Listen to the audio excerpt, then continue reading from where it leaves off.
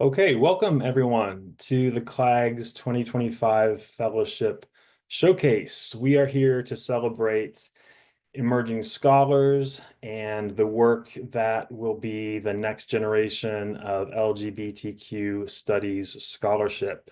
So we're seeing the future right now.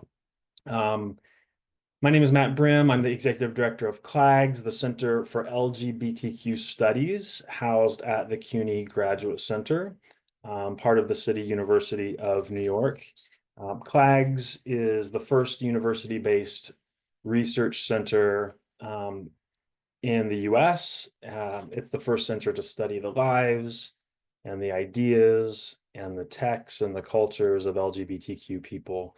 And next year, next academic year, we will be celebrating our 40th anniversary. And so we want to just give a little bit of a preview of next year. We're going to be having two of the kinds of conferences that CLAGS historically is known for. In the fall, in the end of October, we'll be having the Lesbian Lives Conference, typically held in the UK and in Ireland. Lesbian Lives is coming to the US for the first time, October 24th and 25th, and CLAGS is so proud to be co-hosting, co-sponsoring that event at the Grad Center. The call for papers has been extended to April 15th, and Hannah will put a link in the chat to our Insta and our link tree so that you can see the call for papers. Thanks to Sinister Wisdom and the Journal of Lesbian Studies for asking us to co-sponsor. The other conference that we'll have, we haven't announced it yet, but in the spring of 2026, we're going to have a queer class relations conference that harkens back to the famous Homo Economics conference that CLAGS hosted very early in its career. And we'll be sending out the CFP for that around May 1st. Tonight is one of those fun nights for CLAGS because we get to celebrate people, and it's always good to celebrate emerging scholars and fresh faces. And throughout the evening, I will be not only introducing the winners of this year's fellowships, but I will be reminding us of the people who have won these fellowships in the past, some names that I think will inspire us and give us a sense of the kind of importance of the work that we're seeing and the way that CLAGS has helped to shape and sustain and help young people thrive as they make their way into the academy or into positions where LGBTQ studies is useful and indeed life-saving outside of the academy. We're going to start tonight with Ernesto Cuba, who is the 2024 winner of the Monette-Horwitz Award. The Monette-Horwitz Award is an award which honors the memory of Paul Monette, a poet and author, and his partner, Roger Horowitz, who was an attorney. And this is an award for the best dissertation in LGBTQ studies, broadly defined by a PhD candidate at the City University of New York system. And this year's winner is Ernesto Cuba. Congratulations, Ernesto. Ernesto received his PhD in Hispanic linguistics at the Graduate Center after having obtained his BA in linguistics and a diploma in gender studies at the Pontificia Universidad Católica de Peru. His area of interest is the study of language, gender, and sexuality in Spanish-speaking communities. And the subject of his doctoral research is the discursive and linguistic practices of Feminas, a transgender activist group based in Lima. A little bit of background, the very first winner of the Monette-Horwitz Dissertation Prize was Walter Holland in 1998. And winners since then have included Salvador Vidal Ortiz and Jen Jack Geisiking. Ernesto, congratulations. It's CLAG's pleasure to present you with the Monette-Horwitz Prize. And this award is accompanied by, there's money that goes with these awards. I'm going to try to find out how much this is an award that comes with a $1,000 cash prize. Ernesto, congratulations. Will you tell us a little bit about your project? Thank you so much. Okay, I'm going to share some slides. Um, who is the, yeah, so, okay. So, well, I made a mistake there, sorry. It should be 2024. I just realized that. So hello, everybody. I'm Ernesto Cuba, a recent PhD from the Hispanic Linguistic Program at the Graduate Center. Today, I will talk briefly about my sociolinguistic thesis. Next, please. In it, I explore the linguistic and discursive practices of Feminas, a leading transgender rights activist organization based in Lima, Peru, where I'm from. Concretely, I analyze the role that language belief and language in use plays in performing Peruvian transgender identities and shaping grassroots politics within this community. There is a picture of the group to the left and the logo to the right with the slogan. To the extent of my knowledge, my dissertation constitutes the first long-term, figure-based, in-depth investigation of a Peruvian transgender activist organization. Next, please. I defended my thesis on May 17th last year, a date I chose to coincide with the International Day Against Homophobia, Transphobia, and Biphobia. Next, please. A few days later after my defense, I made my work publicly available, and to date, it has been downloaded more than 140 times from over 20 countries. Next, please. Based on an extensive corpus of semi-structured interviews and ethnographic material gathered during my long-term investigation with Feminas, I wrote three papers exploring distinct, thought-related, ideological-driven sociolinguistic aspects of this activist community. Next, please. Paper 1 studies the metapragmatic discourses around loxoro, a local slang stereotypically associated with trans-sex workers. I argue that contrary to the external dominant belief that Loxoro is a full-fledged secret language exclusively employed among trans women in extreme situations, interviewees in my study consider Loxoro as a limited set of linguistic signs employed to stylize and sometimes also encrypt daily speech, creating a sense of community belonging. Next, please. Okay, so in paper 2, I explore local understandings and attitudes towards lenguaje inclusivo, inclusive language, a type of gender language reform promoted by grassroots trans activists in their public-facing discourses and community-based repertoire. I found that most respondents equate inclusive language with the relatively new use of ending e, like in amigue, compañere, a new pronoun ella. While very few participants consider a feminist strategy to avoid the androcentric bias of Spanish masculine forms, most of the participants associate this morpheme with the linguistic practices of non-binary people. Then the adoption or rejection of inclusive language give place to a tense differentiation between local feminine transgender and non-binary subjectivities and activism. Next, please. Finally, in paper 3, I explored the indexical work behind the onomastic practice of self-renaming, which has a central performative role in gender transition. In my research, I identify similarities and differences from dominant Spanish naming patterns, motivated by ideologies around femininity, globalization, and emotions. Some strategies are common in the overall population, such as adopting the names of women relatives and of women celebrities, but other strategies are specific to the social reality of transgender women, such as renaming more than once through their lives. Next, please. A version of this paper was published in the Onoma Journal and recently was awarded the Carlos Monsiváis Prize for Best Original Article on Sexualities in the Social Science, conferred by the Latin American Studies Association. Next, please. With this dissertation, I aim to contribute to the sociolinguistic and linguistic anthropology literature regarding Spanish-speaking transgender communities in Latin America. I also hope that my work helps researchers and social justice activists to better understand the social life, joyful moments, and urgent struggles of Peruvian transgender activists. I am very, very grateful to the CLAGS team for receiving the 2024 Paul Monette-Horwitz Dissertation Prize. Muchas gracias. Ernesto, thank you so much. I should have said at the start, for everybody who is with us today, thank you so much for being here to help us celebrate this year's fellowship winners. We'll save time for questions at the end of the hour.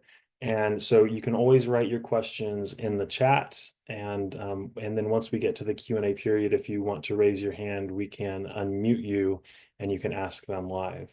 One question I will ask everybody, though, is what is next for them? So Ernesto, can you unmute yourself and tell everybody what's next?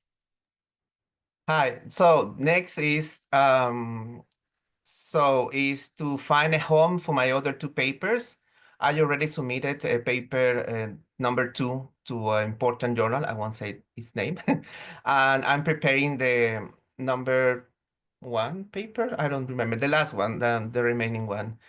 And of course, besides those 3 papers, I built a very rich corpus. So I'm working on presentations in conferences, like in the coming Latin American Studies Association conference, where I will present some other findings related with other type of questions I made to the women of Feminas. Yes. Thank you so much. We had a winner of the Monette-Horwitz Prize last year, Jacob Aplaka, and Jacob could not be with us tonight, but Jacob's project was titled Bad Becomings, Autobiographical Writing, Queer Trans Theory, and Melancholia. And Jacob received his PhD from the CUNY Graduate Center as well after receiving, and is a lecturer at the New York City College of Technology. So Jacob, we wish you could be here, but congratulations. Next up, we will be celebrating 2 graduate students who won the Graduate Student Paper Award, Rebecca Teich in 2023 and June Kitahara this year. This is an award that comes with a $250 cash prize. And I'll introduce Rebecca and you can tell us about your project, and then I'll introduce June and you can tell us about your project. So Rebecca Teich, your project is The Veil of Transience, Ruinous Aesthetics, Social, Sexual Ecologies, and Queer Temporality in the Veil of Kashmir. And Rebecca is a PhD student in English at the CUNY Graduate Center, focusing on the 20th and 21st century queer avant-garde. Rebecca, please tell us about your project. Congratulations. Thank you so much. So I have 3 photos to show. I'm not a very visual person. That last PowerPoint was so beautiful and impressive. So pardon my simple images. I'm gonna read a little chunk from it and then give perhaps a fun update as these aesthetic works have shifted. So I'll just dive into it. So yeah, this first photo for now. So in a crevice within a secluded region of Prospect Park, shrouded by trees, lies the Vale of Kashmir, a divot formed as a product of glacial melt some 17,000 years ago. There's one version of the story that I could tell. As that story goes, initially Olmsted and Vaux, who created Central Park as well, constructed the area as a built natural haven equipped with a children's playground that utilized the ample shade from trees as reprieve for overheated parents. In the 1890s, the Vale was redesigned by the architecture firm of McKim, Mead, and White. Currently, official state websites describe the Vale as long neglected, in a state of disrepair, and a ruin. In 2021, former Mayor Bill de Blasio announced an investment of $40 million to restore the Vale to commence, and these plans have commenced in 2022. The details for the plan frame the Vale as a dormant, dangerous ruin in need of a long-awaited restoration to being a children's playground. There's another way to narrate the Vale. While the official state narration elides the Vale losing its original function with with its descent into a ghostly, unsafe space that requires beautification, the Vale has and continues to host intricate forms of sociality. Its secluded location, lush, overgrown ecology, and large empty concrete pools are incredibly well suited to hosting birders, performers, and less than official generator parties alike, in addition to zones shrouded by trees and that offer retreat into the forestier areas for sexual contact. I follow the rhythm of the fleeting queer cruising encounter and chance collision to map the social sexual geography of the Vale of Kashmir as staging a contestation to the very logic undergirding cis heteronormative white supremacist family values that are currently being used to dispossess the Vale of its current social formations and that have dispossessed other such queer cruising sites historically in New York and beyond. Of the many fleeting relationalities that the Vale attracts, I home in on 4 basins for bodily fluid. The first of the basins, as you kind of see, the first 3 as you see in this photo, are large empty pools which host permitless gatherings for performance, most of which ultimately end with the NYPD shutting down the event, the anticipation of which was built into the event's infrastructure. The 4th basin is Pedro Lopez's tier basin that was mounted atop the side of the larger pool on July 9th, 2022, and served as a public performance sculpture to encourage public social forms of crying tethered to a queer practice of grieving in the wake of the devastation of Hurricane Maria in Puerto Rico, a devastation from ongoing U.S. colonialism that lives entangled, though not collapsible, with the park's gentrification, which came to a head when the Parks Department removed the sculpture on November 23rd, 2022. And you can go to the second slide. All these works are programmatically ephemeral by virtue of their tenuous relationship with the law, which threatens to disappear them at any moment. At the same time, it's precisely this knowing ephemerality that evades narrative capture and taunts potential return. Guided by a redefinition of success beyond duration via these socialities, I take these works and their ephemerality not as indicative of a totalizing failure or loss to the giants of state power, but rather as inaugurating a different temporal ordering that does not conjoin duration with success. These basins facilitate the emission and exchange of bodily fluid, tears, sweat, sexual fluids, urine. Fluids in form and flow evade the grasp of capture. They evoke objection and contagion. They're an invitation to embrace strategies of fleeting and fluidity. These aesthetic works refuse the plans for the renovation and their imported logics of safety, offering a different vocabulary for both critiquing the terms of the debate and providing a deeper understanding of desired and desirous public sexual formations grounded in their evasive fluidity.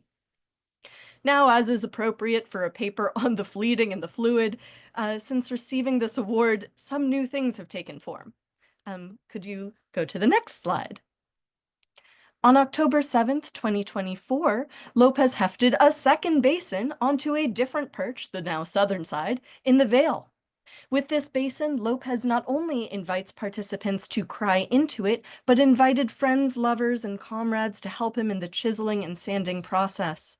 Rather than allowing the theft of the basin to mark the end of the story, this new basin punctures not just the fantasy of that end stop, but remains committed to knowingly risking disappearance in the very service of the refusal to capitulate. Lopez cheekily tempts and taunts the legislative and disciplinary forces that be, now supergluing the basin to its mantle, which both increased potential property damage charges and renders the basin more difficult to simply carry away. According to the newly laminated pamphlet attached, this basin is dedicated to Palestine, its liberated past, present, and future. The basin invokes not only the grief of a year of the accelerated U.S.-funded Zionist genocide in Palestine, but draws intimate connections across the U.S.'s hand in colonialism and its exportation of violence, death, and dispossession from Puerto Rico to Palestine, from the NYPD to the IDF. He writes, quote, "May our eyes run like a river guided by the martyrs to Allah, and may we honor the fight for liberation." It's precisely those martyred while resisting and remaining on their land that Lopez impels us to seek as a guide for grief, that we should only hope for our eyes to produce tears in their likeness, rather than impose US-centric logics of grief onto their martyrdom. The liquids in the basin may temporarily evaporate. Those from whom the liquid was emitted may scatter, but this evaporation and scattering were a knowing risk taken and outcome preempted by these fleeting fluid-emitting scatterers. They do not confront obdurate state brutality with obdurate presence, but program fluidity into both their enlivened socialities and evasive escape from obdurate grasp. So in this one photo from a snowy wintry day, one can see two roads in the snow, one path leading to the grassy tree enclave, perhaps for some cruising contact encounter sheathed by frozen branches, and another path showing where the concrete shows through from foot-trodden clearing, making an imperfect semicircle around the basin. Today marks 6 months of the basin's insurgent return with a difference, 2 months longer than its predecessor. As the snow now begins to melt, it remains, both playfully and militantly testing each day if it will be disappeared, a disappearance preempted and programmed into its placement, and that, at the same time, coyly threatens newfound modes of return. Thank you so much, Rebecca. Let me ask you just the same question I asked Ernesto. What's next for you? Oh, yes. So very exciting is that I'm currently working with CLAGS in an independent study with Laura to complete and revise this paper and put it out for submission somewhere. So that is next on my docket for this, and maybe working further with some of these ephemeral art forms as they keep seeming to just pop back up. Thank you. And since you mentioned Laura, this is Laura Westengard. Laura was the board co-chair of CLAGS for many years and is now the coordinator of the brand new Advanced Certificate in LGBTQ Studies that is soft launching this spring, but will hard launch in the fall. And this is a new academic program offered at the GC. It's a 5-course program so that you can actually get a certificate and a credential on your diploma or a separate standing degree in LGBTQ studies. We've found that there are very few formal degree programs in LGBTQ studies. Certainly there's not a PhD. And so now if you're a student at the Graduate Center, either a master's student or a doctoral student, you can take classes in the 5-course sequence. There are 2 required classes and 3 elective classes. Also, if you're not already a student of the Graduate Center, if you're a non-matriculated student, you can apply and do this degree as a freestanding degree without being a master's or PhD student. And that's very helpful for people in their working lives who need a credential to move up or to expand what's possible for them at work. And I'm sure we'll put the link in the chat to the new program. Thanks again, Rebecca. I'd like to introduce, well, first of all, I should say that the Graduate Student Paper Award is given to a CUNY graduate student, and the cash prize, as I said, is $250. And this year's winner is June Kitahara. Kitahara is an art historian and a writer based in New York City. They're currently an MA Art History candidate at Hunter College's Department of Art and Art History, researching queer visual culture, performance studies, sonic methodologies, and curation. June, welcome and congratulations. Tell us about your Thank you project. so much for having me. I appreciate that. I've never had an intro before, so I really appreciate that. So yeah, I have a couple slides as well. Thank you, Hannah, for helping with that. But as the slides are being prepared, so I was, as aforementioned, generously awarded the paper award titled Spit, Marlon T. Riggs's Tongues Untied and the Poetics of Eroticism, which I wrote in a course called Black Art Archives with Dr. Uchenna Item. So I wanted to formally thank her here as well for her guidance and help. So I'm going to speak a little bit about the paper, and it's actually a beautiful segue from what Rebecca sort of spoke about in terms of fluidity. So that's a happy coincidence. But so the paper is an interdisciplinary analysis of the 1989 film by Marlon T. Riggs, Tongues Untied, which is an experimental documentary that blends various ruminations on Black asexuality and life. In the paper, I embrace the term spit as a linguistic and conceptual framework for analyzing the performance of eroticism in the film. The next slide, please. So references to spit, the tongue, the mouth, the lips are plentiful in the film. I approach spit through three different modalities in particular. One as a material substance, which we might think of in relation to the sexual and the erotic, or what we might imagine is produced when we drool, daydream, anticipate, and arouse. Two, to spit as a phrase and its role in oral traditions such as slam poetry and freestyle. And three, its relation to glossolalia, or in more colloquial terms, what we call speaking in tongues. So through this third modality, I'm really interested in spit as a mode of linguistic encoding. What or who is allowed to understand what is said? So I propose that the sensorial framework of spit and spitting offers a triangulation of the erotic, the linguistic, and the encrypted in Riggs's Tongues Untied. I'm also interested in how the form of the documentary informs or frames this haptic erotic quality. The film is narrated by cacophonous voiceovers and improvisational street interviews, interspersed with shots of dinnertime gossip and Vogue battles. And such images merge into a manifestation of what Tavia Nyong'o names Afrofabulation. The act of invention as displayed in this film through the infusion of dance, poetry, storytelling, and music do not paint the individuals in the film as deceptive. Rather, the film engages the poetics and the performance of multiple truths. And as Nyong'o elaborates, quote, if documentary cinema imposes sequential, periodizing timestamps upon the everyday, the trans aesthetic of queer of color performance here moves in and through the cut, accumulating temporal vignettes in a layered and folded manner that suspends historicity, end quote. So for this film to take on the documentary form is to declare a truth in the telling. Riggs centers Afro-fabulatory practices, a poetics of survival, as a form of journalism that interrogates hierarchical presentations of knowledge and knowledge-making. Riggs further calls on a Black gay time space as conjured by Jafari S. Allen, where, quote, one can cut into the past and project or imagine a future in which we are still dancing with friends and lovers gone too soon to the ethers of the dance floor and the flickers of the disco ball light. So through the untying of the tongue, the liquidity of spit as material offers a modality for working through sexuality as ever fluid and transformative, a residual lubricative material that enables our words to lift off the tongue with ease and allows us to kiss our lovers in a warm, sticky, and sweet embrace. The final slide, please. As the film fades, we are left with a rumbling rage and throbbing desire, and perhaps they are one and the same. At the end of the film, Riggs utters, whatever awaits me, this much I know. I was blind to my brother's beauty, and now I see my own. Deaf to the voice that believed we were worth wanting, loving each other. Now I hear. I was mute, tongue-tied, burdened by shadows and silence. Now I speak, and my burden is lightened, lifted free.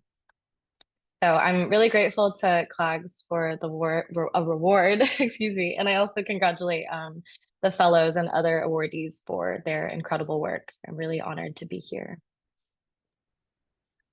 Thank you so much, June. What a coincidence. The two winners, graduate student winners, are really in a conversation together. June, what is next for you? Oh yes, the daunting question.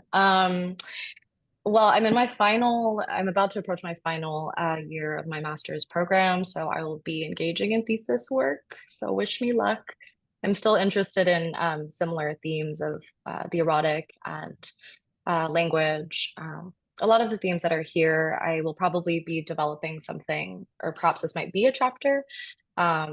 So we'll see. But yeah, I'll be in thesis work. Thank you, June. Thank you, Rebecca. The first Graduate Student Paper Award was given in 1994, and we had two winners, Ira Elliott and Tracy Morgan, and then future winners included Mariana Romo Calmera and Carmona and Leilani Dow, some names that you might recognize. Next, we are going to move to the CLAGS Fellowship. The CLAGS Fellowship is a $2,000 award, and it is given annually to a graduate student, an academic or an independent scholar for work on a dissertation, a first book manuscript, or a second book manuscript. Chris Ng won the 2023 CLAGS Fellowship, and Rovel Sequeira won the 2024 CLAGS Fellowship. We're going to start with Chris. Chris, where are you? Hi, Chris. It's good to see you. Let me do a little bit of an introduction to you in just a second. First of all, I want to say that Chris is a product of the CUNY Graduate Center, and we could not be prouder. And Chris and I had worked together what seems like years ago. I know it wasn't that long ago. It's really good to see you succeed like you are, Chris. Chris Ng won for a project called Extravagant Camp, the Queer Abjection of Asian America. Ng is an assistant professor. Actually, are you still an assistant professor, Chris? Yeah. Okay. Soon to be not. Assistant professor of English at Washington University in St. Louis. His first book, Extravagant Camp, The Queer Abjection of Asian America, is forthcoming with NYU Press in the famous Sexual Cultural series there. I'm going to leave it there because Chris has a long CV, but I think we'd rather hear from you. Welcome, Chris. Congratulations on winning the 2023 CLAGS Fellowship. Thanks so much, Matt. And thank you, everyone. It's such an honor to be here with all of you tonight. And I want to congratulate all my fellow winners. I'm thrilled to receive this award from CLAGS, especially because, as Matt mentioned, it's actually been a super important space for my intellectual development as a PhD student in English at the CUNY Grad Center. I'm excited to share with you, my book is actually out. It just came out in February or so. In the Sexual Culture series of NYU Press. And so my book takes as this point of departure the multiple valences of the word camp. So both the camp as in biopolitical sites of confinement, but also the campy as a performance of queer excess. And even though one might not think that these different kinds of camps go together, what I've observed is that this unexpected pairing keeps on showing up time and again throughout a wide range of Asian American cultural production. And at every step of the way, my thinking for this book has been inspired by the creativity of artists, especially queer Asian American artists, including Titi Takamoto, Wentan Huang, Kenneth Tam, and so many others. And so I just want to share with you a little bit. The spark for this project actually came all the way back during my first year of grad school when I read a 1998 play by Chae called A Beautiful Country. It purports to stage 150 years of Asian American history, but in a rather unexpected way. First, as its main character, it casts a Malaysian immigrant drag queen named Miss Visa Denied.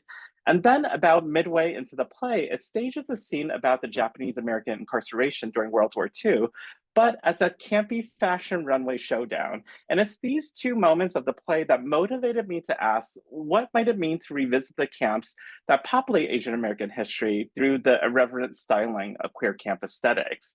And in my book, it proceeds in a roughly chronological fashion, where I revisit 4 canonical scenes of camps in Asian American history: the Chinese Railroad work camps, Japanese American internment camps, the Vietnam War resettlement camps, and the counterinsurgency camps of the Philippine American War. And part of what I wanted to ask is, what happens when we recast the narratives surrounding these Asian American histories of the camps, which are so often presented as either these tragic moments of abjection or heroic forms of triumph and perseverance?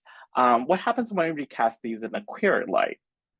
And so while each of my chapter examines a key historical theme, they're actually focalized through a figure that's been central to the imaginary of Asian American studies.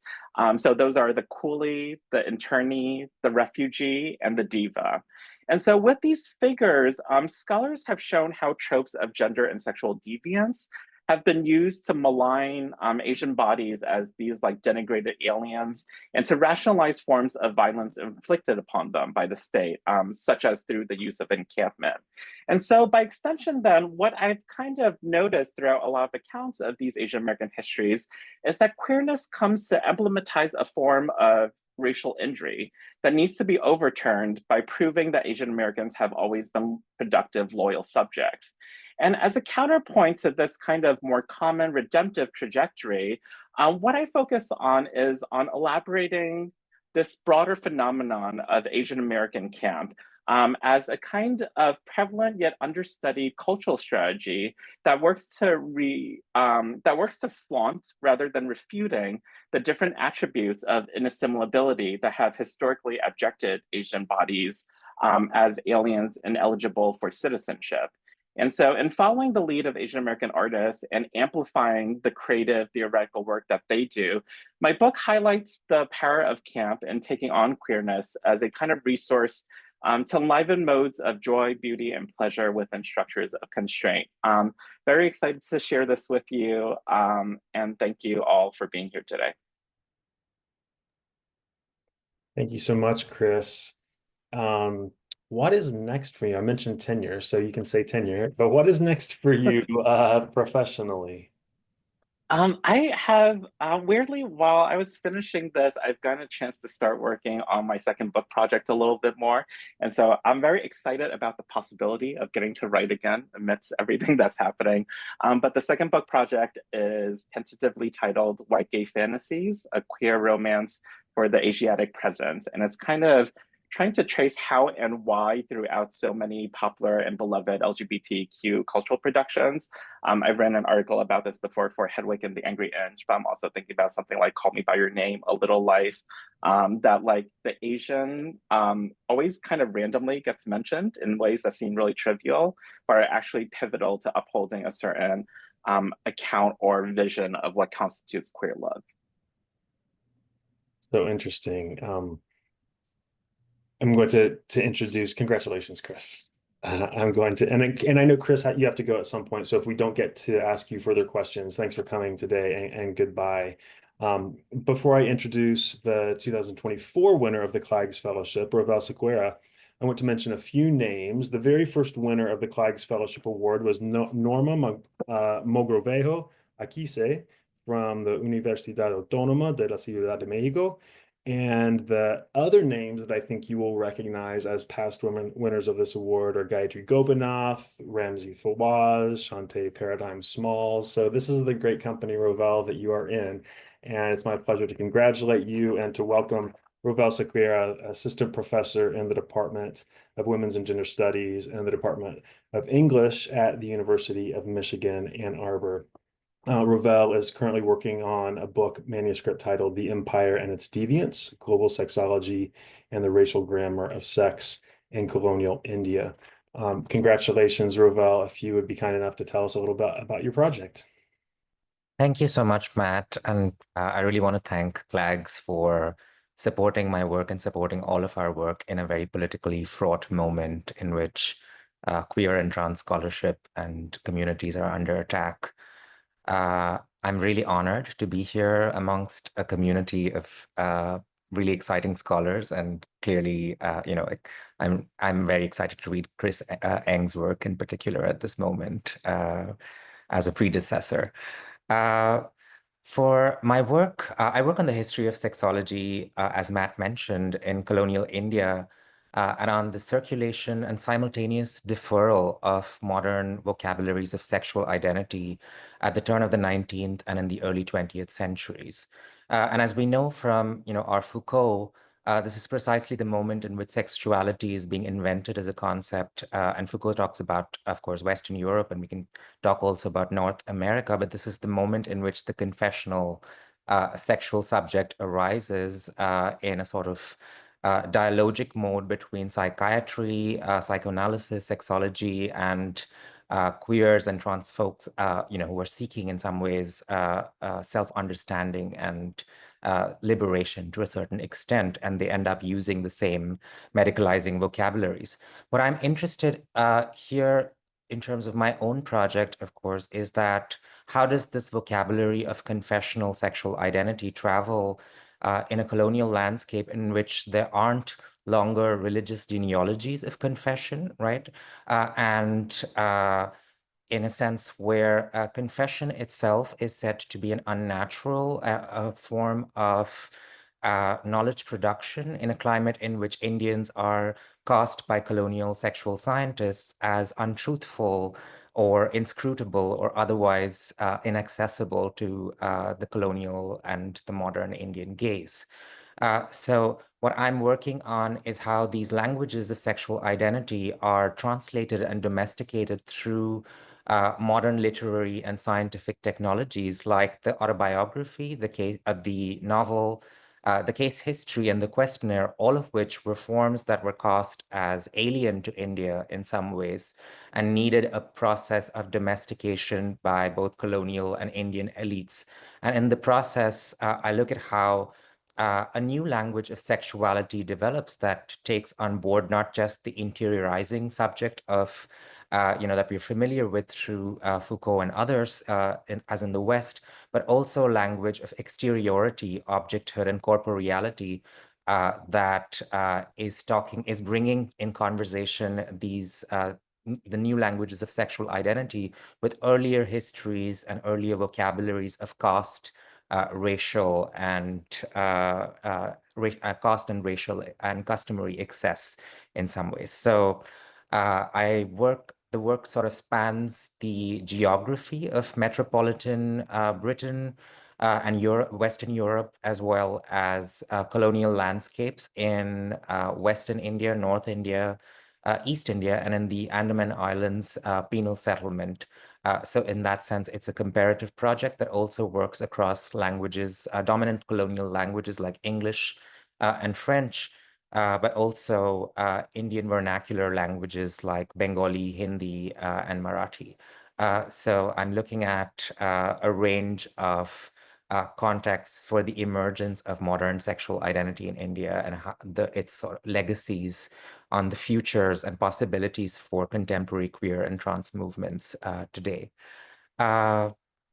What's next for the project in some ways is with this award, I'm also hoping to continue research that was interrupted by the pandemic in the British Library in particular because of the visa regimes that came into place.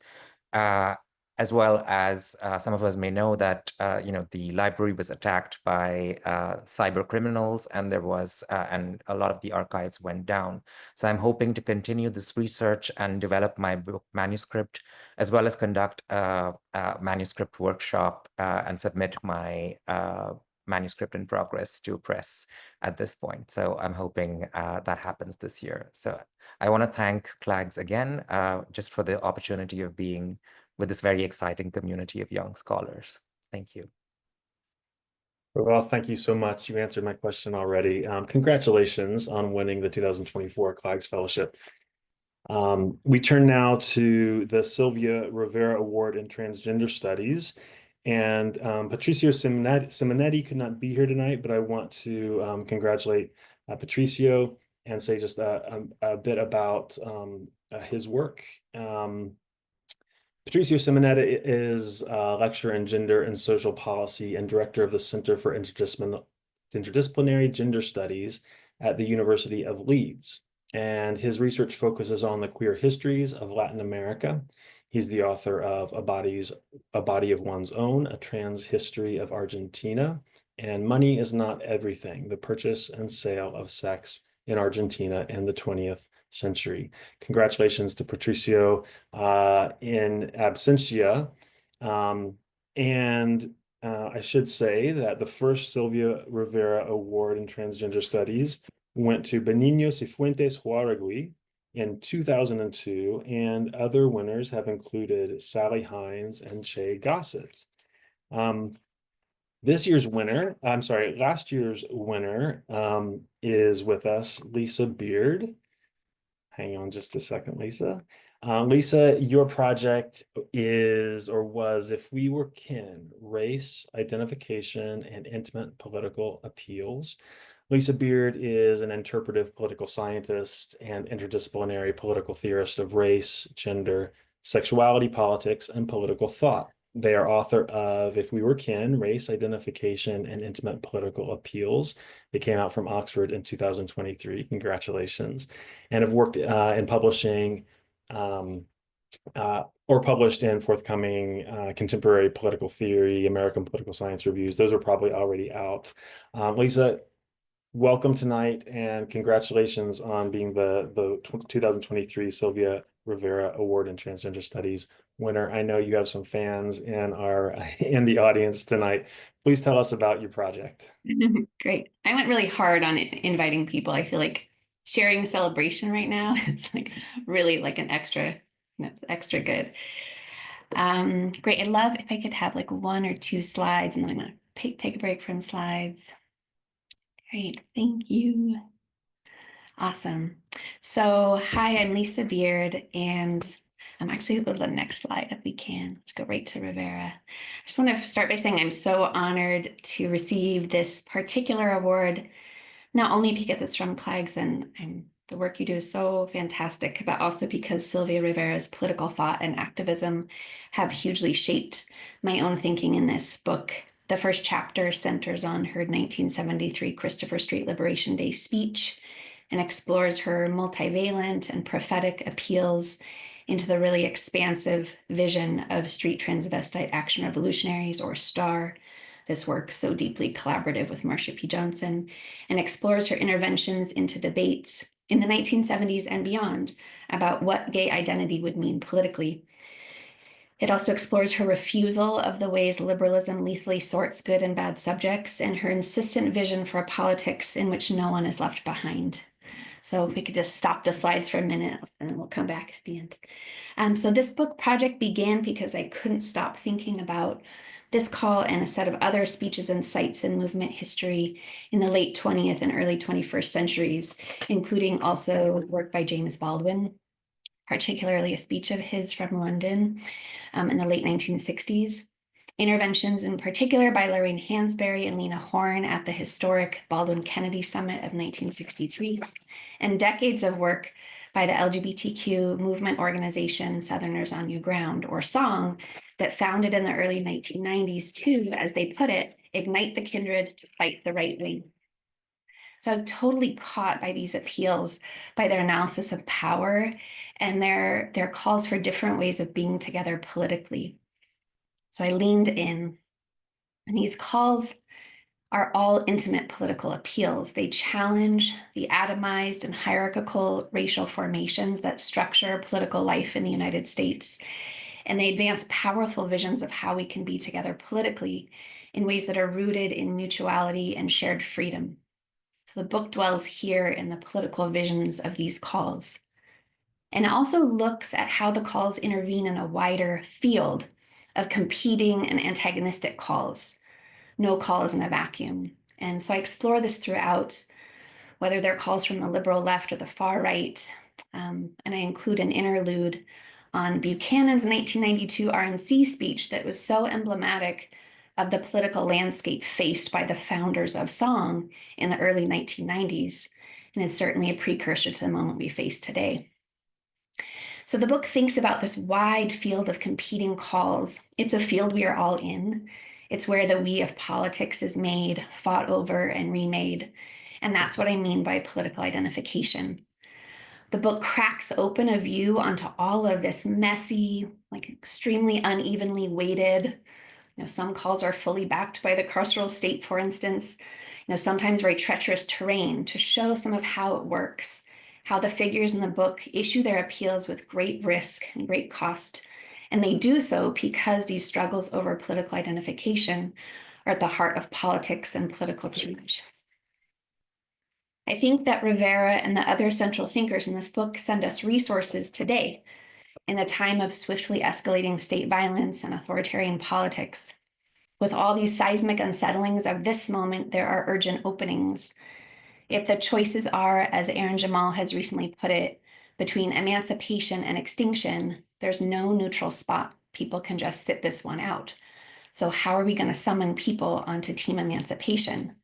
And if I'm any good student of Rivera, I don't mean that superficially. She wasn't calling her listeners at Washington Square Park into a thin identification. She was summoning them into a transformative politics. And could I go back to the slides? To answer Matt's question. Since publishing If We Were Kin, my work has focused on Angela Davis's 1971 prison interview that was remixed and then included in Black Power mixtape. It's focused on Juden Jordan's political theory of redesign, and then making a resource guide and discussion guide for If We Were Kin, which includes links to many of the digitally available materials from these different movement histories. So I'll be posting that on my website in the next few weeks, or I'm happy to email it to anyone if you want a copy. My current work includes a co-edited volume with Tiffany Willoughby Herrard, LaShonda Carter, Nicole Alexander Floyd, and Jessica Millward that's currently under advanced contract, called Conversations with Black Women in Politics, Using Oral History to Measure Impact. And it's a really quite beautiful and historic volume centering the intellectual biographies of contemporary Black women studies scholars of politics. So don't miss it, keep your eye out.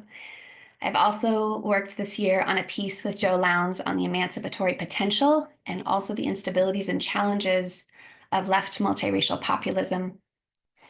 And I'm extending my work from my published article on June Jordan's question of how more livable and beautiful worlds can be wrought from the material context in which we presently live. Most recently, just to share 2 gems, this has me reading some of her unpublished work on land reform, like a proposal she calls Share the Earth, and also her redesigns of US federal budget, of all things, and political institutions, her reframing of domestic national security, her proposal for an annual social report that asks, how is everybody doing, rather than how much does it cost?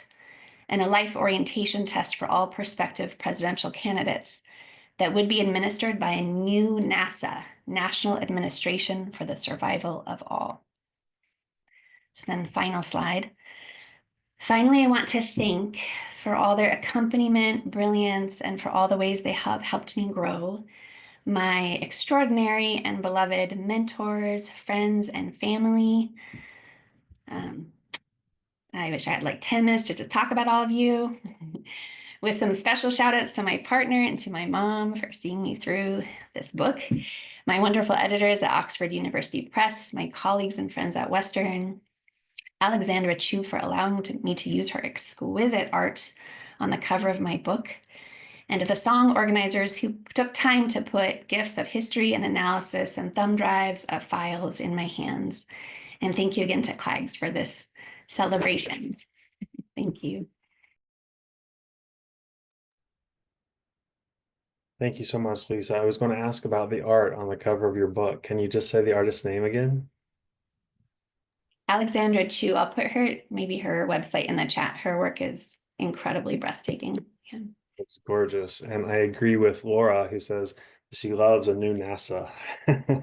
I want to bring back this life orientation test for politicians. Maybe that could be CLAG's new project next year. Lisa, congratulations. Thanks so much. Fascinating stuff. I also want to mention there was another 2023 winner who I believe is not here, can't be with us tonight, Cameron Awkward Rich. And Cameron's winning project was The Terrible We, Thinking with Trans Maladjustment. Awkward Rich is the author of 2 collections of poetry, Sympathetic Little Monster and Dispatch, as well as The Terrible We, Thinking with Trans Maladjustment, which came out from Duke University Press in 2022. Congratulations to Cameron, as well as to Lisa and Patricia, who could not be here. We want to move next to the Duberman-Zal Award, and we have 2 winners this year. Bob Lederer was the 2023, winner, and Syed Taha Kaleem is the 2024 winner. And I think I saw Syed come in. Is that true? Yeah, so I think so. But we'll start with Bob. And hang on just a second.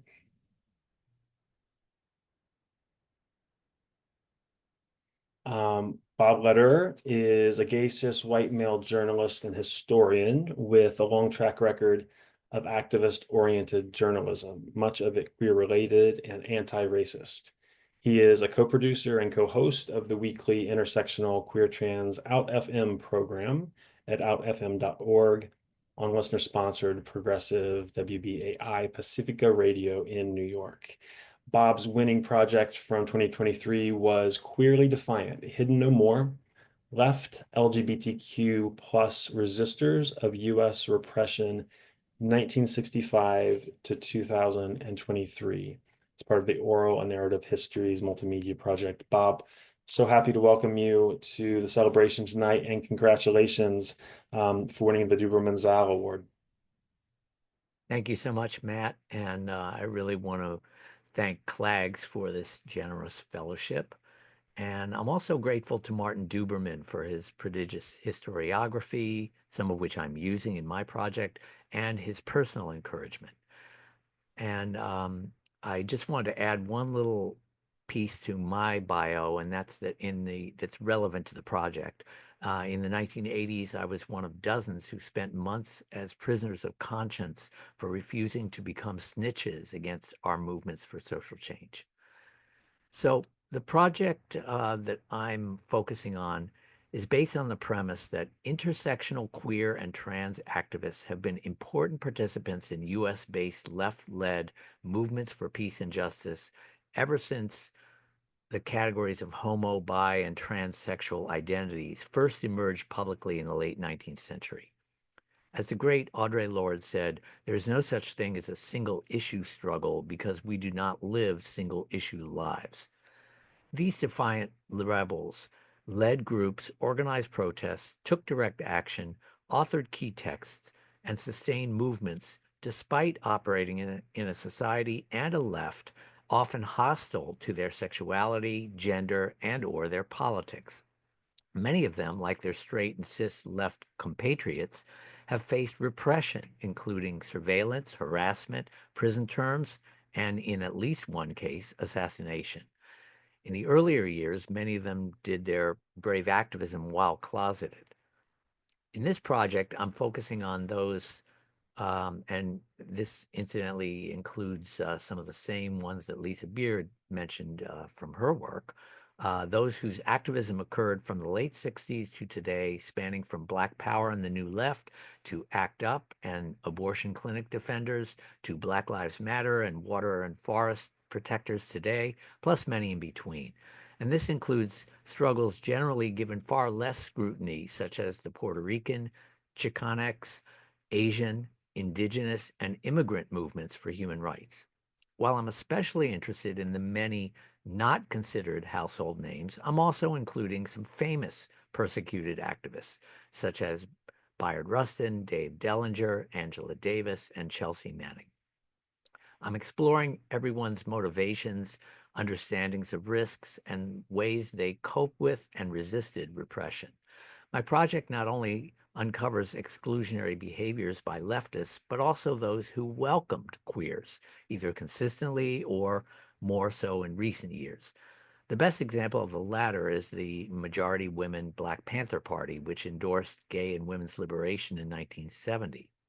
Last year, I was privileged to interview brilliant radical Black journalist Mumia Abu-Jamal, who's straight, from the Pennsylvania prison where he's doing life in prison for a crime he did not commit. He told me about his dramatic, decades-long evolution from teenage Panther spouting homophobic language to public ally of queer and trans folks today. And you can hear that recording at outfm.org.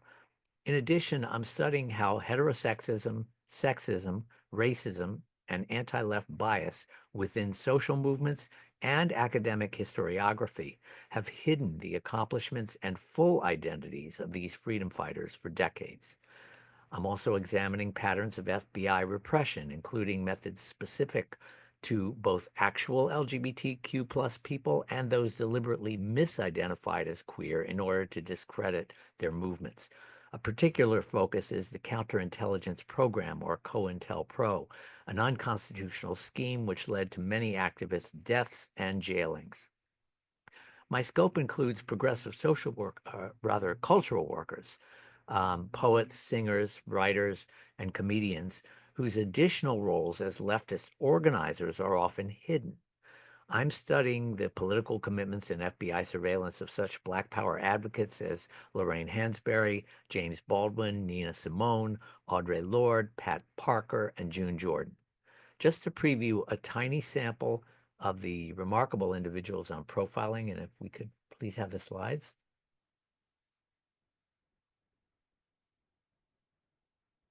Next slide, please. Okay, so first is Erica Huggins. She's a wonderful queer Black Panther activist who in 1969 faced the FBI-directed murder of her husband, plus her own frame-up charges, which she and her co-defendants beat, got acquitted after she spent 2 years in prison and then was a long-term director of a Panther-led primary school and later several other educational programs. Next, Ricardo Jimenez is a Puerto Rican gay man who, after years of education activism, was imprisoned in 1980 for 19 years, along with 10 comrades, for, quote, seditious conspiracy, unquote, until a global campaign forced President Clinton to grant them clemency. Ricardo is now running a Puerto Rican public health project for queer and trans folks in Chicago. Next, Eddie Hatcher was a gay Tuscarora activist with a colleague who, together with a colleague, gained national publicity for their armed takeover of a North Carolina newspaper office in 1988 to demand coverage of and state action to stop anti-Indigenous and anti-Black police violence and corruption. He died of AIDS in 2009 after grossly inadequate medical care in that North Carolina prison. Next, Margaret Randall is a brilliant lesbian fiction writer who lived for years in Cuba and Nicaragua, supporting their revolutions, and was nearly deported from the U.S. when she came back in 1989 under the same law now being used to expel Palestinian Columbia graduate and activist Mahmoud Khalil. Next, Maurice Mason is a white trans man now serving a 22-year prison sentence for militant actions in support of environmental and animal rights. He's fought for trans rights in prison, but was recently moved back to a women's prison against his will. And finally, final slide, Manuel Esteban Paez Terán, who went by the name Tortuguita, was a queer, non-binary, indigenous Venezuelan. In 2023, Georgia State Police assassinated him as he and many comrades who now face felony charges peacefully protested to block the construction of Cop City, an 85-acre, $90 million police training facility near Atlanta. Tortuguita's courage inspires thousands today. In closing, this is a scary moment for trans folks, immigrants, people of color, and others struggling to stop the MAGA forces desperately flailing to reverse our hard-fought gains of the past century. The courageous stories of our forebears and those still actively with us can be a guiding light and inspiration as we move ever forward toward justice. I welcome any feedback or suggestions from any of you, and thank you. Thank you so much, Bob. Let me ask you what's next. What's up next for you? Yeah, well, I'm excited to move forward in this history project, which will culminate in a book and a specialized website. And so next is the simultaneous fellowship I have from outhistory.org, which I'm nearing the end of that research on the Black Panther Party, individual queers, and the gay liberation movement. And then from there, I'm going to continue working on the collective weekly radio show that I co-produce outfm.org, to do more interviews, particularly prioritizing the elders who are aging faster than anyone can imagine, the folks, especially from the 60s and 70s, that have so much to teach us and that we really want to get their history down for the history books. Thank you, Bob, and congratulations on winning the Duberman-Zal Fellowship. I should say that endowed fellowship is named for the CLAGS founder and first executive director, Martin Duberman, and his partner, Eli Zal. The Duberman-Zal Fellowship is awarded to a graduate student, an independent scholar, or an adjunct from any country doing scholarly research on the LGBTQ experience. We have a second Duberman-Zal Fellowship winner tonight from 2024, Syed Taha Kaleem. Syed, I think you're here now. Before I read your bio, I want to name some names that will be familiar to everyone. These are past winners of this award. They include Martin Manalanson, Sharon Marcus, Jim Hubbard, a great documentary filmmaker, and Susan Stryker. Syed Taha Kaleem is a third-year PhD student in the Department of Anthropology at Brandeis. He's also a graduate fellow at the Crown Center for Middle Eastern Studies. Kaleem's doctoral dissertation examines the relationship between oil and queer subjectivities in Qatar asking through what ways oil and gas as fundamental socio-political forces shape the intimate lives, identities, and practices among queer citizens, expatriates, and migrants in Qatar. Syed, it is our pleasure to welcome you here tonight. Congratulations on being the 2024 Duberman-Zal Fellow. Please tell us a little bit about your project. Thank you, Matt, and thank you everyone for coming. I'm grateful for CLAGS that they awarded me the Duberman-Zal Fellowship for 2024. My project broadly examines the role oil plays in the intimate subjectivities of people caught in its ebb and flow. Most of the scholars that look at the Arabian Gulf now or historically have examined the role of oil through very parochial economic and political practices. I'm reminded of Michael Ross's very famous quote, which he said that oil impedes democracy. And that kind of was, the overshadow of my time when I was living in Qatar as an undergraduate student at Georgetown. And that's where the project came to fruition, or I birthed the project, which kind of tried to examine in what ways oil shapes and is shaped by the non-normative sexualities, practices, and identities of people who reside in its geographies. And that's the focus and scope of my dissertation. I just advanced to my candidacy at Brandeis, so I'm now getting up for my fieldwork, which I am hopefully trying to start in July. What else? Yeah, a really fun, interesting fact. I was accepted to the Graduate Center as a PhD student to work on this project, but then things I think kind of didn't work out, and I ended up at Brandeis. But I am so glad that through CLAGS, I get to be a part of the larger CUNY system, and yes, that's where I'm headed.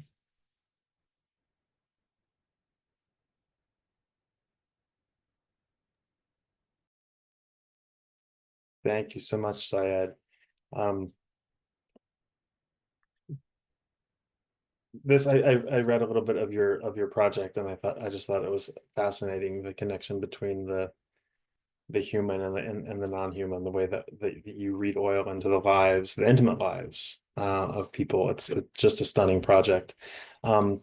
We have one more winner here tonight, the winner of the undergraduate paper award, Sina Rafovsky, and Sina is not going to share their project with us tonight, but I just want to say their name and say congratulations to you. We can put our reactions. I'm learning how to use reactions. We can put our reactions in the chat to celebrate our undergraduate paper winner, Sina Rafovsky. Congratulations. Thanks for joining us and watching tonight.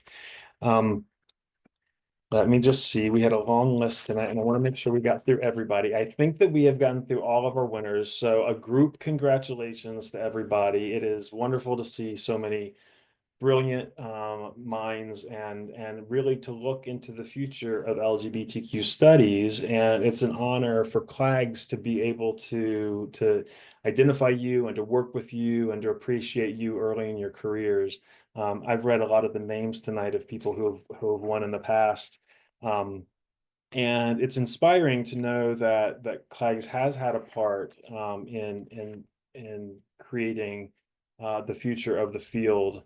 I'm going to say just a couple words before we move to the Q&A, and I want to invite people in the chat to put their questions there, or if we can switch to the big gallery view, or Hannah, if you can look for hands. I'm not good at doing that simultaneously. Then we'll invite questions. But someone mentioned in their project Angela Davis, and so I just want to say that CLAGS has two major awards every year. One is the David R. Kessler Award, which is kind of the Lifetime Achievement Award for LGBTQ scholarship. This past year, it went to Heather Love. The year before that, it went to E. Patrick Johnson. And so next year, I can't tell you who the winner is yet, but it will be our 33rd annual Kessler Award. Our other big award of the year is 10 years old. We celebrate our 10 years of giving this award. We've actually given it 9 times because of the pandemic. It is the Jose Esteban Munoz Award. And this award envisioned by former ED, Executive Director of CLAGS, Kevin Nadal, along with public programs at the Grad Center. It honors someone who has have a lifetime of service or significant service in either community activism or art. And this year could not be a better year. The CLAGS board chose and she accepted Angela Y. Davis, who will be our 2025 Munoz Award winner, and she'll be at the Graduate Center on June 2nd to accept the award. And obviously CLAGS is trying to honor her, but it's such an honor for us to be able to share space with her. As you can imagine, those tickets went, the tickets are free, so I can't say sold out, but they went immediately. But you can still register to view the event online, and Hannah will put that link in the chat. And then, of course, as with all our public programming, CLAGS believes in free, accessible LGBTQ studies for everybody. So we make all of our programming free, and we put it up on our YouTube page afterwards so that you can share it and teach it and learn from it and going forward. But Davis has been such an important prison abolitionist, of course, and feminist, and working for women's rights. A lot of people, and has been out as a lesbian for a long time. A lot of people, I think, don't know the work that she has done to help transgender women and men in prison, and part of her much broader liberation efforts and life struggle. So early congratulations to Angela Y. Davis, and I just want to invite everybody to tune into that event on June 2nd. We have about 15 minutes left for questions. This is great. Thank you, everybody. I know that was rushed. I know when I say when you're asked to do 5 minutes of a project, that's really hard. So I appreciate everybody sticking to the time. Let me see if we have questions in the chat. Or Hannah, if you can see people raising their hands. If Hannah unmutes you, just please introduce yourself and ask your question and direct it to whichever winner you're curious to hear more from.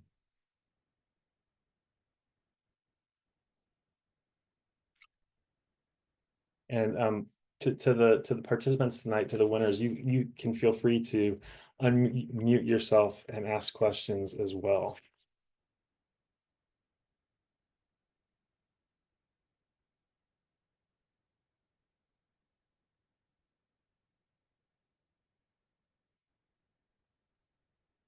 I'm looking through my notes.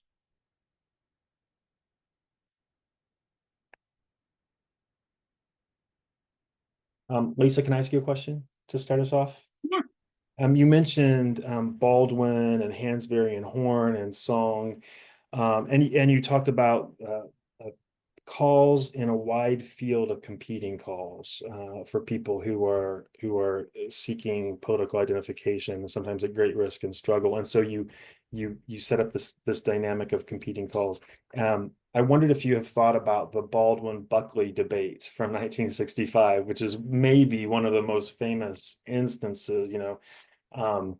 Recently, the town hall in New York City had an opera, a chamber opera restaging what would happen right after the Baldwin-Buckley debate. But I just wondered if you had thought about that episode and the history that you're tracing. Yeah, I don't do a close reading of that one in the chapter. The chapter mostly works with Baldwin's remarks at the West Indian Student Center in London in the late 1960s, and then a couple of his essays, and then some comments and then part of The Fire Next Time, and then some of his comments in the PBS documentary Take This Hammer when he was in San Francisco, really, talking with white liberals on the West Coast, among other things. But I think some of the themes in the Baldwin-Buckley debate definitely show up in the chapter. And so some of his, maybe I'm just to keep it brief, some of his ways of talking about how the past is in the present, and how we really, even some of the, one of the rich things about getting to spend time to read across a lot of his work is to get to see some of the kind of key themes and threads, or the in one of them being the way he like collapses space and time. And so that also shows up in the third chapter in my book. Before I look at the Baldwin-Kennedy debate, I look a little bit at his telegram that he sent to Kennedy after the 16th Street bombing of the 16th Street Baptist Church. And in this way, he like collapses space and time in a way that he also does in the Baldwin-Buckley debate. And he like shrinks the distance that in particular white liberals would use to kind of claim a racial innocence, particularly from the violence in Birmingham, Alabama. So he goes to Los Angeles, he goes to San Francisco, and he's like, the distance between Birmingham and Los Angeles, like it's no distance. It's not 1 inch. Like it's not a mile. It's not an inch. There's no distance. And so I think some of the claims there that he makes about time and space is one of the dimensions of this. I didn't talk about today about, in the book, I call it boundness, but looking at the way that kind of histories of racial, like we are bound to, it's a kind of like intimate political appeal, like we are like bound to, our freedoms are bound together, like we are bound together, people are bound together across these different like histories of colonialism and racial violence, and like it actually creates the structures in which we are connected to each other through histories of racial violence. But these are also the conditions in which we can like re-understand, reimagine ways of creating forms of belonging that don't collapse the histories of violence, but that that create like new possibilities for a political we. So I'll stop there. Thank you. Matt, could I add a little something about Baldwin? Please, Bob. Thank you. Yeah, I've been exploring his remarkable life, including the parts that are very little publicized, which are the later periods. And he became a public vocal supporter of the Black Panther Party and earned a further addition to his already voluminous FBI surveillance file because he spoke at their events. And then later went on to become a very strong supporter of Palestinian self-determination and against Israeli occupation of Palestinian land. Again, something that very few people know today, but I think is important to understand the principles that Lisa was just setting forth as to what his values were, what he stood for in supporting self-determination and opposing racist violence. Bill Mullen wrote a good book about Baldwin and Palestine. I just want to sort of Right, mention excellent book. good. Yeah. Syed, we have a call to hear more about your project. I think you were a little too short, and we just and I forget now because my brain is maybe not working as well. Did you tell us what you're going to do? But can you just tell us a little bit more about your project? Maybe we don't have a specific prompt, but we just wanted to hear a little bit more. Could you do that? Sure. I'm sorry for being short. I think I was a little nervous. My project is titled Fossilized Norms, Fluid Desires, Petroqueerness in Qatar. And I see, as Matt, you read in my project, I see how oil shapes and shows up in the most intimate domains of people caught in its ebb and flow. But what is interesting is that this effect that the petroeconomy of Qatar has on its residents is uneven. And by uneven, I mean citizens of Qatar, like who hold the Qatari passport, get extensive benefits from the state, education, health, interest-free loans to start their own business. But all of these come with a condition that they will adhere to the heteronormative and nationalist ideals of the state, which is you have to get married, you have to have children, and you have to continue to obey the laws of the Qatari state. Then there are expatriates and migrants who actually form the major chunk of the population, 95% to be exact, of Qatar.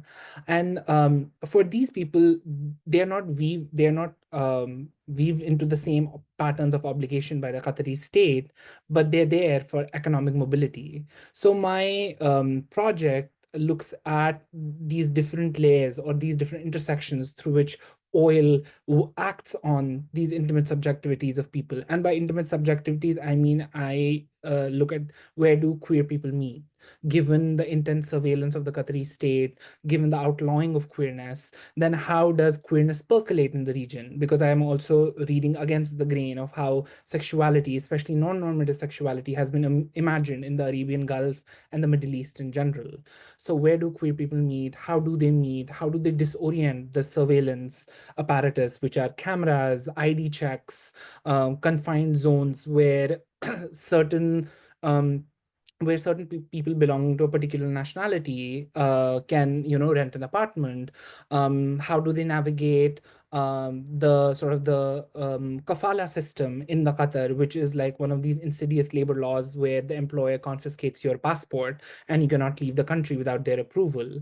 So, so, uh, so my work is, I think, broadly or primarily concerned with two sort of assertions. One, that how does queerness percolate in a region where it's criminalized, but made possible through the particular arrangements of capital?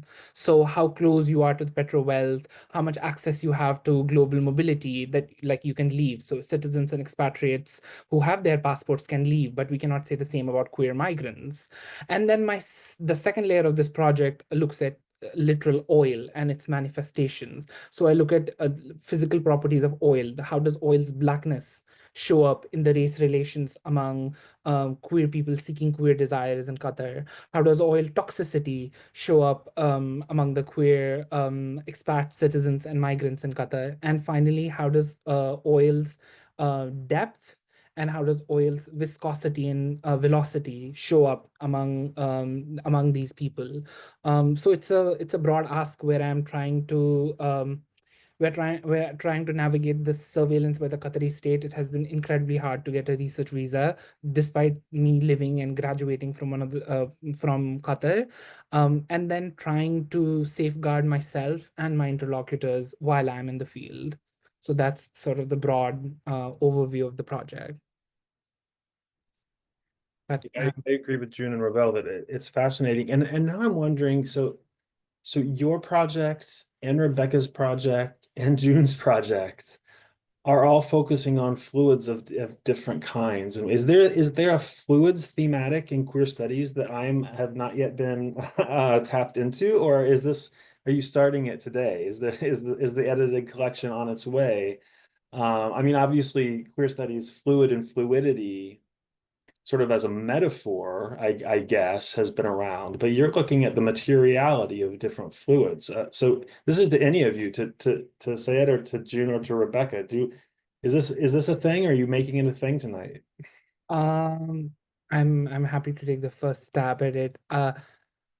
I think my provocation or my discomfort emerged from my ethnographic work, because a lot of what I was encountering both personally and through my queer folks and friends who became my interlocutors and who are still friends, none of this made sense to whatever I was reading, whether it was and everything felt partial, whether it was Munoz, whether it was Puar, whether it was Susan Stryker, or the queer Black theorists such as, E. Patrick Johnson, Jafari Sinclair, and it was the ask on me, or the onus or the burden was on me to kind of like not only extend these beautiful, complicated works and concepts, but also kind of weave them together, just like oil does. So instead of like looking at what is the oil prices, how are they going down, what are the fluctuations, I look at how oil flows through the lives of people. What does it do to the idea of kinship, to the idea of marriage? And for long, queer theory and materialism have been as kind of antithetical to each other, where the postmodernists have accused the Marxist of being too rigid on class, and then the Marxists have accused the queer theorists of being too focused on sort of the post-structural, postmodern abstractions of queer theory that like somehow takes away from, quote unquote, the materialist analysis. So the task is to bring both of them together in both productive and conflicting ways, and to see what are the sort of the dissonances and resonances that both can provide to this like very, very beautiful, complex, and succinct ethnographic work.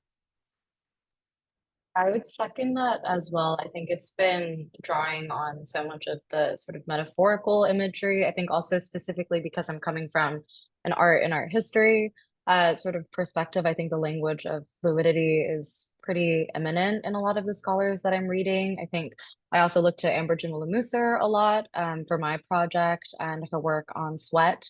And also just excess as a terminology in and of itself, I see consistently throughout the literature. And so thinking about, you know, the etymology of like fluidity and flow in relation to flooding, like what that kind of also brings as well when we think about bodily fluids and what kinds of roles they've played within yeah, queer literature and etc. But yeah, very much second or nodding to what was just mentioned as well.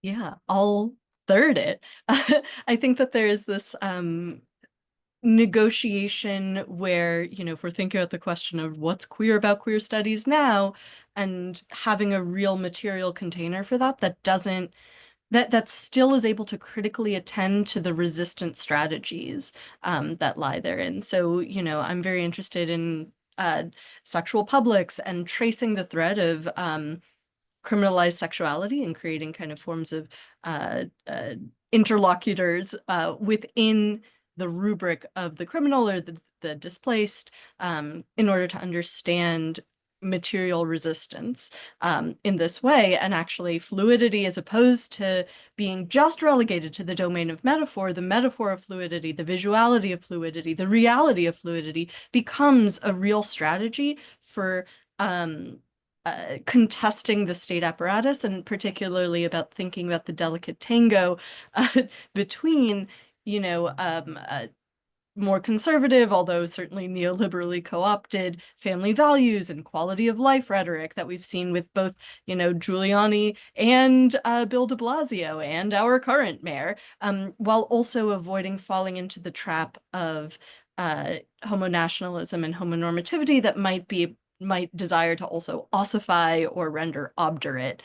I'm thinking about this both in terms of Christina Hanhart's work on safe space, or how violence became used to actually displace marginalized queer and trans people of color in order to create these gay neighborhoods, which were really around, you know, elevating property value. But I'm also thinking about Planned Failure by Irvin Hunt, who's writing more particularly about Black cooperative housing in the 1930s that had this programatized failure that wasn't this, you know, negative abrasion with the outside norms, but actually programatized that the entire cooperative would have to fall apart because there was a certain kind of age limit, and indeed people do age.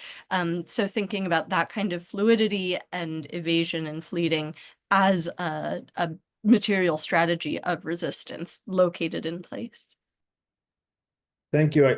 Rovel, I have a question for you. It's sort of related. When you move from the interiority of the kind of the confessional to the new language of how sexuality develops on the exterior or corporeal, did you conceive yourself of moving from metaphor to substance, or did you see, how do you see that transition, that shift?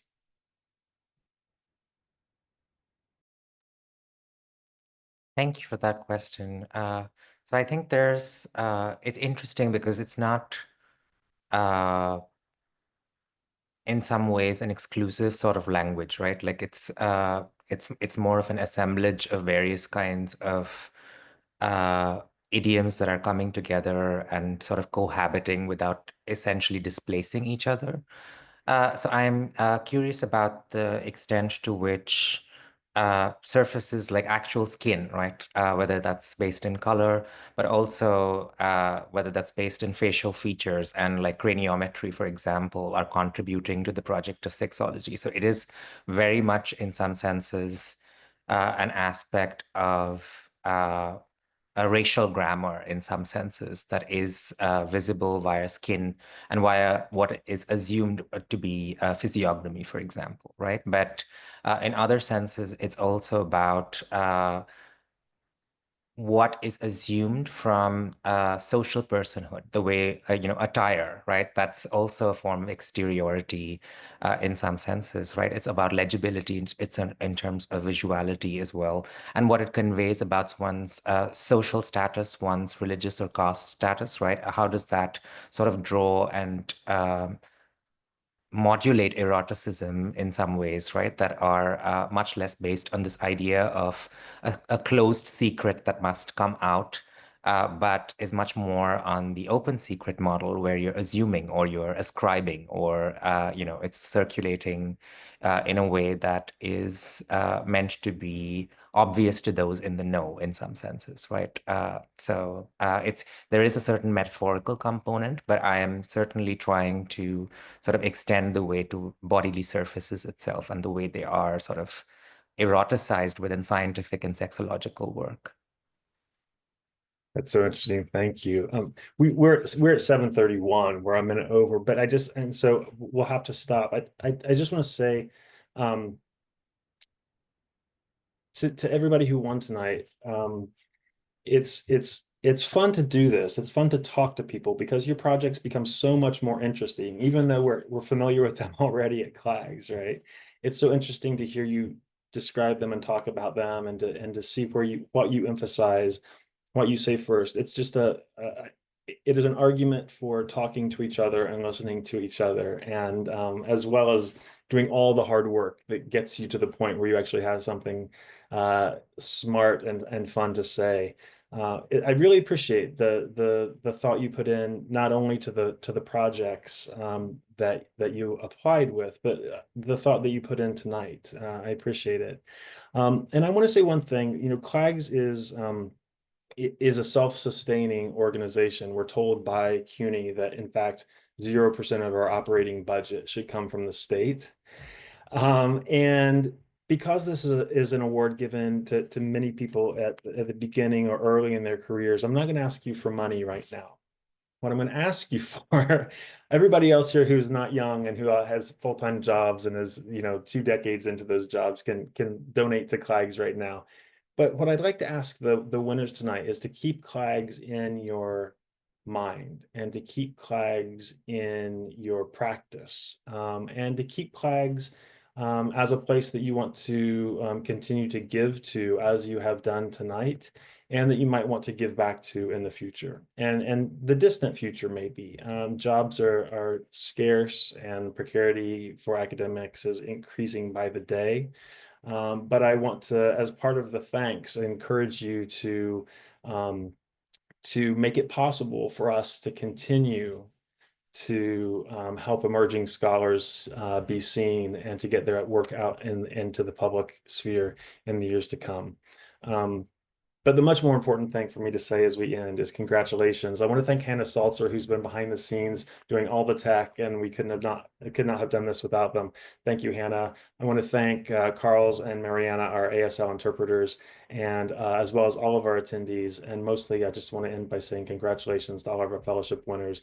You made tonight fun, and you make CLAGS dynamic moving forward. And we can't say enough about how meaningful that is to us. So thank you. Thanks for joining us, everybody, and have a good night.